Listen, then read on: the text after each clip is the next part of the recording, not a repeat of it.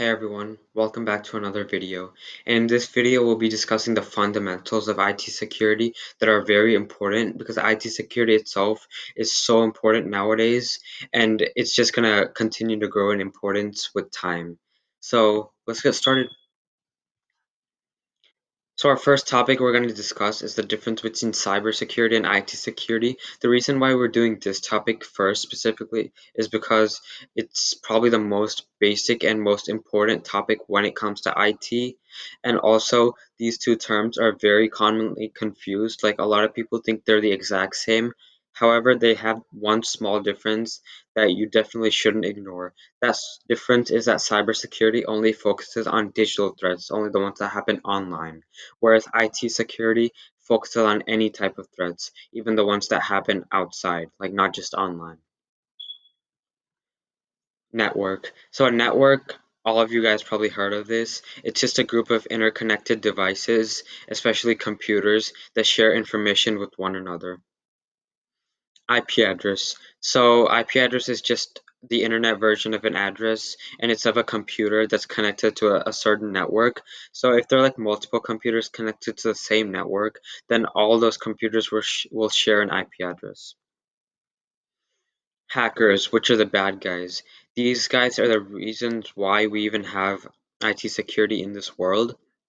These are people who try to break into a device without authorized access, and they steal information and other data illegally. Now we have ethical hacking, which is actually a good form of hacking. It's done by an engineer with the consent of the or who gains the consent of the organization or website who they're about to hack, and then they start hacking once they gain the consent. And then this type of hacking is usually done to test the weaknesses of a website or organization so that the owner of the website or organization can be informed so that they can like reflect upon those weaknesses and change them into strengths so that they can prevent anyone from hacking their system in the future. Now we have a breach, which is just when a hacker successfully breaks into a computer system and successfully steals files and data. Data encryption is just a way to protect data. It's the process of encoding data so that the only people who can access the data are you, of course, and the people who you've given the key or password to. Firewall, which is a network security system that differentiates between the networks that have authorized access versus the ones that don't and that can't be trusted. So a firewall always like allows the ones that have authorized access, but the ones that don't, it just blocks them. Malware, which is just a word that describes the different types of malicious softwares that try to destroy computers and networks once they spread to them. Some types of malwares, some types of malware include viruses, worms, ransomware, and in the next few slides, we're going to go over a few types of malware. So now we have a virus, which is a type of malware that fully affects one computer, and then it starts spreading to connected computers as well and tries to affect them too. Worm. Worms have the ability to replicate themselves, which makes it much easier for them to spread from computer to computer. Ransomware is a type of malware where a hacker steals files or data and blocks a user from being able to access their own data. And in order for the user to be able to get their data back to gain access again, they must pay a certain amount of ransom demanded by the hacker. And the worst part about ransomware is that even if they pay that ransom, they're still not 100% guaranteed to get the data back. The hacker might just be doing this for the money. Phishing.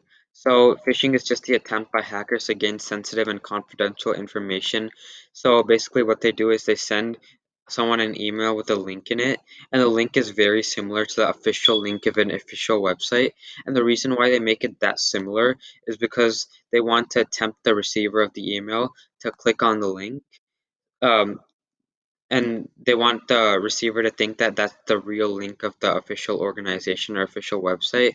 And once the once a receiver clicks on the link, thinking that it's the real link of a organization, instead of taking them to the website, it downloads a malware on their computer that starts destroying their computer, and it does really bad things to it. So you guys should definitely be careful for emails and links like this. If you ever get an email like this, make sure the link is like actually a valid link. Make sure it's the real link of a website of an organization. Otherwise, don't even dare to click on it. It's going to cause terrible harm to your computer. Now we have LAN, which is a local area network, which is a group of interconnected computers within a certain limited area, like an office, a school, library, etc. A WAN, a wide area network, usually connects multiple LANs together, and it's typically across a wide geographic region. It's the opposite of a LAN.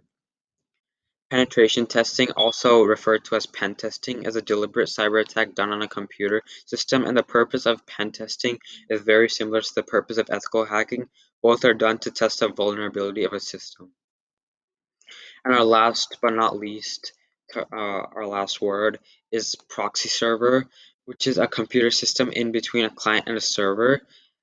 So basically, whenever the client sends a request to a server, the request always goes from the client to the proxy server, and then the proxy server transfers the request to the server, the main server. And then when the server sends an answer back, the answer goes from the server to the proxy server and then to the client. And that's it. Thank you guys for watching this video. I'm really looking forward to see you guys in the next video. Thanks once again. Bye.